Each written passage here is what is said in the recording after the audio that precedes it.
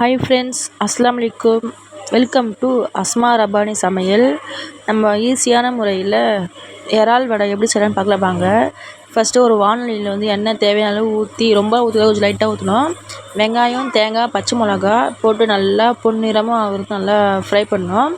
பண்ணிவிட்டு அது ஈஸியாக சீக்கிரமாக அந்த வெங்காயம் வதக்கிறதுக்காக ஒரு ஸ்பூன் தேவையான அளவு உப்பு போட்டு அதில் மஞ்சள்தூள் பேஸ்ட் நம்ம போடணும்.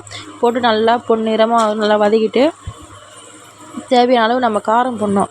இந்த காரம் பத்தலைன்னா இன்னும் கொஞ்சம் நம்ம ரெட் சில்லி போட்டுக்கலாம். இறால் நம்ம வாஷ் பண்ணி வச்சுருக்கேன். நல்லா மஞ்சாத்தூள் சால்ட்டு போட்டு வாஷ் பண்ணி வச்சுருக்கணும். அப்போ தான் அதில் இருக்கிற க்ரீமினஸ்லாம் நமக்கு போயிடும்.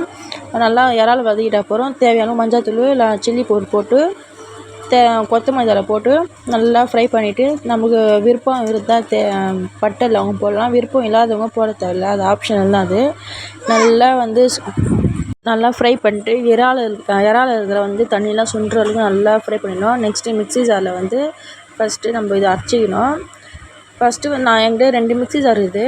ஒன்று சுக்கா, அதான் ஈரப்பதம் இல்லாமல் ஒரு மிக்ஸி ஜாரில் ஒச்சக்கல்லை ஃப்ரை பண்ணிக்கினேன்.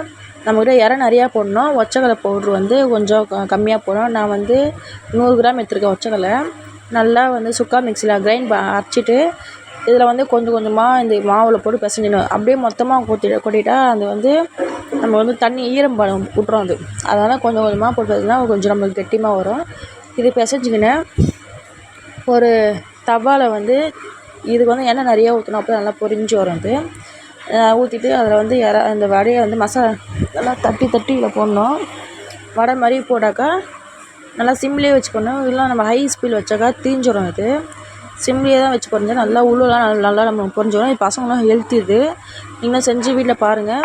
பார்த்துட்டு எனக்கு லைக் பண்ணுங்கள், ஷேர் பண்ணுங்கள், கமெண்ட்ஸ் பண்ணுங்கள். இந்த வீடியோ உங்களுக்கு பிடிச்சிருந்தா சப்ஸ்கிரைப் பண்ணுங்கள். பக்கத்தில் ஒரு பெல் பட்டனை கிளிக் பண்ணுங்கள். நம்ம நெக்ஸ்ட் வீடியோவில் பார்க்கலாம். பாய். அஸ்ஸலாமு அலைக்கும்.